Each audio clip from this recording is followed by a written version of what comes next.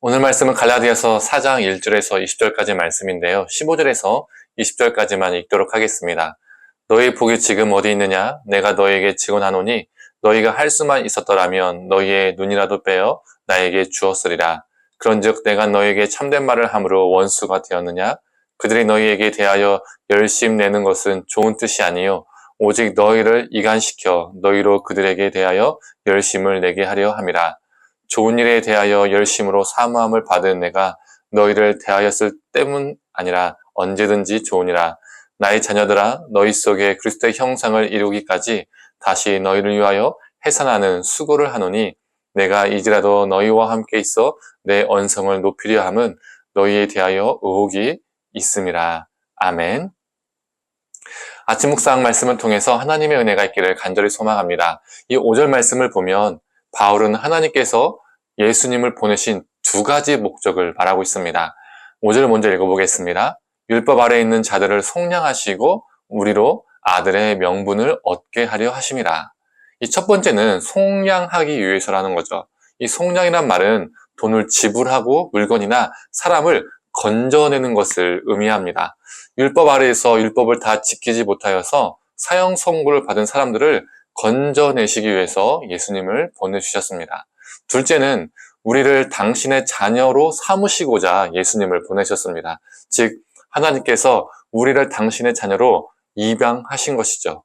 그래서 우리는 하나님을 아버지라고 부를 수 있게 되었습니다. 신분의 변화가 생긴 것이죠.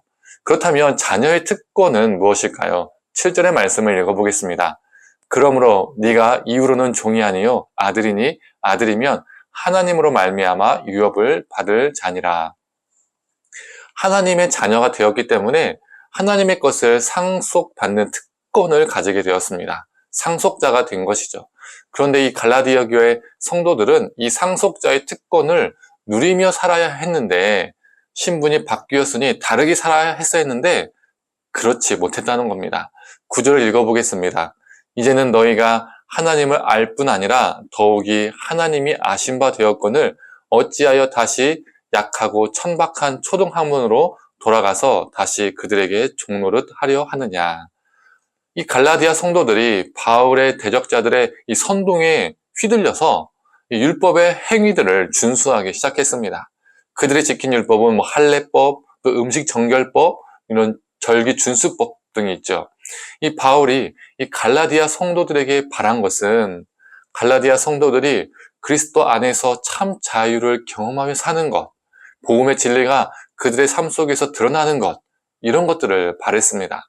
그런데 대적자들은 할례법, 음식 정결법, 제사법, 절기 준수법 같은 제2법을 강조해왔고 갈라디아 성도들을 그 율법의 종으로 만들었습니다.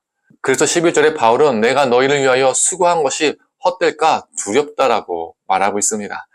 제2적 율법을 강조하는 이 대적자들 때문에 바울과 갈라디아 교회의 관계가 균열이 생긴 것이죠. 이전의 관계는 어땠을까요? 바울은 육체의 약함이 있습니다. 학자들은 두 가지 견해로 나뉘는데 하나는 눈의 질환이었다. 또 다른 하나는 간질이었다라고 봅니다. 15절에 이 갈라디아 성도들이 바울을 너무나도 사랑한 나머지 눈이라도 빼주었을 관계라고 말합니다. 그래서 이 눈의 질환이다라는 이 주장에 조금 더 힘이 실리죠. 이 갈라디아 교회는 바울이 지닌 육체의 약함을 가지고 바울을 무시한 것이 아니라 천사를 대하듯 예수님을 대하듯 정성을 다해서 영접하고 바울을 섬겼습니다.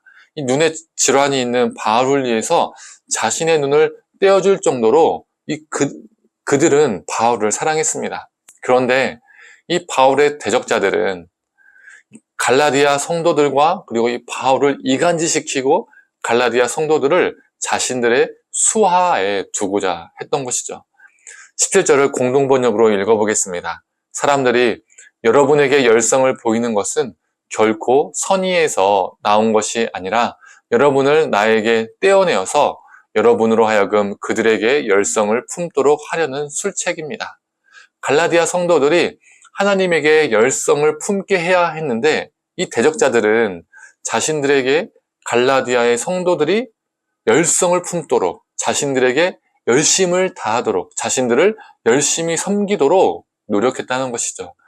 이 상황을 바울은 그냥 보고 있을 수 없었습니다. 그래서 19절에 이렇게 말합니다. 공동번역으로 읽어보겠습니다. 나의 자녀인 여러분 속에 그리스도가 형성될 때까지 나는 또다시 해산의 고통을 겪어야겠습니다. 바울은 이 갈라디아 성도들의 심령이 다시 예수님에게로 향하게끔 수고를 마다하지 않겠다라고 말하고 있습니다. 그래서 제의적 율법에 순종하는 자, 사람에게 순종하는 자, 그러한 자가 아닌 다시금 예수님께 순종하는 자, 예수님께서 걸어가신 그 길을 걸어가는 자로 만들겠다라는 것이죠. 20절을 보면 이를 위해서 언성을 높이기까지 하겠다라고 바울은 말합니다. 갈라디아 성도들은 지금 책망받고 있지만 이건 불행이 아니라 오히려 복입니다.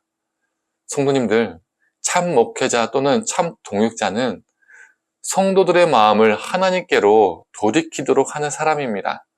성도들이 특정 사람에게로 마음이 쏠려 있으면 하나님께로 돌이키도록 하는 사람. 목회자인 자신에게 쏠려 있으면 책망해서라도 하나님께 돌이키게 하는 사람. 율법과 같이 특정 행위에 쏠려 있으면 그게 마치 하나님이 되어 있으면 헛된 것을 붙잡고 있으면 성도들을 책망해서라도 돌이키게 하는 사람. 이런 사람이 참 목회자이고 참 동역자입니다. 성도님들, 우리가 혹 잘못된 길을 걸어갈 때에 우리를 책망해서라도 올바른 길을 걷게 해줄 참 목회자, 참 동역자가 있기를 소망합니다. 또한 우리가 또 누군가에게 그런 사람이 되어주기를 간절히 원합니다. 함께 기도하겠습니다. 하나님, 대적자들 때문에 헛된 길을, 율법의 길을 걸어가고 있는 그 갈라디아 성도들의 모습을 보고 바울은 가만히 있을 수 없었습니다. 책망해서라도 그들을 돌이키고 다시 예수님께 돌아오게끔 자신의 수고를 마다하지 않겠다라고 고백합니다. 하나님, 우리 삶 속에서도 우리가 잘못된 길을 걸어갈 때 우리를 책망해 줄 수 있는 사람이 있게 하여 주시옵소서. 그러한 참 목회자, 참 동역자가 우리 삶 가운데 있게 해주시고 우리 또한 또 누군가에게 그러한 존재가 되게 하여 주시옵소서. 그래서 주님 안에서 함께 올바른 길을, 예수님의 길을 같이 걸어갈 수 있도록 그 큰 복을, 큰 은혜를 우리에게 허락해 주시옵소서. 감사드리며 사랑이 많으신 예수님의 이름으로 기도드립니다. 아멘.